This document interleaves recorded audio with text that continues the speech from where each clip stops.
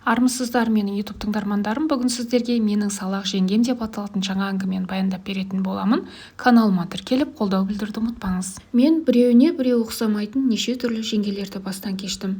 Шешемнің науқасы күннен күнге асқына берді. Ары қарамаса, бері қарамайтын болды. Басында жөндеп көтере алмайды, тамақты тәтем жасайды, ыдыс-аяқты тәтем жуады. Тіпті арпаға дейін Смағұл тәтем қуырады. Қуырылған арпаны мен келі сұрап әкеліп кеузеймін. Келі түйеуге әбден-ақ жаттығып алған. Алақанымды түкіріктеп, құлашымды кең жазып соққанда келінің түбін түсіре жаздаймын. Кеузелген дәнді тәтем ұшырады. Талқанды қол диірменмен тартамыз. Бұл азап жұмыс. Ап-ауыр шомбал тасты айналдыруға менің шамам әрең келеді. Жіңішке білектерім салдырап, талып кетеді. Тартылған талқанды елеп, майдасын бір бөлек, сағын бір бөлек аламыз. Сатылғанмен ыдырыс даяр тамақты жегенді ғана біледі. Біреуі үй тіршілігіне намыс көріп мырзалықпен жоламаса, екіншісі аюдай ебедейсіз болғандықтан жоламайды. Үйде әйел қолы болмай береке болмайтыны қатты білінді. Ол үшін ағаларының бірі үйленуі керек. Кезек әрине жас үлкен Смағұлдікі. Қайдан қалай тауып әкелетіні есімде жоқ, тәтем бір күні қалбиған бір қара әйел алып келді.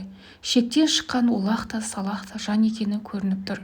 Шаш дегенің таралмай, тудырап, орамалдың жан-жағына шығып кеткен, бөренедей аяқ-қолы қап-қара. Беті балшықтан жасағандай быттиған май бет, үстіндегі киімдері әрі лас, әрі тозып біткен. Қап-қара күз шынтағы көйлектің жыртық жеңінен көрініп жүреді. Түр-түсі осындай бола тұрып, әйелдің аты тамашақ еді, Бибі Жамал. Соңынан ере келген, өзіне аумай тартқан 5-6 жасар қызы бар. Оның да аты осал емес, Айгүлсім. Бибі Жамалдың бір қолы үй тіршілігін істеп жүрсе, екінші қолы шашының арасына, киімінің тігіс-тігісіне кіріп алып, шағып маза таптырмайтын, арамызға ұсақ мақұлықтармен үнемі күресуде болушы еді. Азанғы тамақты сапырып немесе отты сырып жатып, мықынын қасып алады. Екі шаруа, екі қанағат бірден орындалып жатады. Қазан-ошақ күйесінің жарым-жарты бөлігі әмәнді Бибі Жамалдың қолына, бетіне жабысып жүреді. Қазанның күйесіне былғап алған қолымен ол құлағын қасиды, содан қарала құлақ болып шыға келеді. Қолы бос кезде Бибі Жамалдың жаны сүйетін бір ісі болушы еді. Ол үй сыртындағы күнеске астына тулақ төсеп, теңкейіп жатып алып, қызының тізесіне басын қойып, шашының бетін қарату. Айгүлсім бұл істің шебері болу керек. Тырнағы найзадай болып өсіп кеткен саусақтарымен шаштың арасын бір-бірлеп алып, қанішер мақұлықтарды пыртылдатып аяусыз қыратын. Ақыл-ойы жағынан да жеңгем өзінің түр-түсінен оншалық алыс кете қоймаған. Бір күні Қостөбеге Өмірбек дейтін бір милиционер келді. Бибі Жамалға кезігіп, «Жеңге, сіздің ауылда жақсылап пима баса алатын әйел бар ма?» деп сұрайды. «Бар, мен басамын» дейді жеңгем. «Жолы болар жігіттің жеңгесі алдынан кездеседі деген осы екен ғой. Онда маған бір пима басып берсеңіз қалай болады? Еңбегіңіз ақталады» дейді Өмірбек. «Өзің бір сылқым жігіт көрінесің қайным, бассам басып берейін». Ертесінде Өмірбек біздікіне орта қап жөн және алдын ала жеңгемнің көңілін аулап, біраз шай шамалаға әкеп тастайды. Уәделі күн болады, Өмірбек даяр пималарын алуға келеді. Бибі Жамал, басып бола алмай жатырмын, 3-4 күннен кейін кел деп қайырып жібереді. Тағы келсе, тағы басып болмаған. Бұл екі арада обалы нешік жеңгем біздің үйді пима басатын заводқа толық айналдырып бітіп еді. Күндіз-түні қазанда бұрқылдап қайнаған су, үйдің іші тола бу, бірімізді біріміз көре алмаймыз. Осы бір шуаш сасыған соқыр тұманның ішінде жеңгем бір теңгені оқтаумен былш-былш ұрады да жатады. Жақын барып қарасаң, онысы көлемі жаялықтай киіз болып шығады. Енді бір кезде әлгі киіз байпаққа, одан кейін киіз етікке ұқсағандай болады. Пиманың ұзын саны екеу болмай көбейіп барады. Өмірбек 3-ші рет келеді. Жеңге дайын болды ма? Дайын.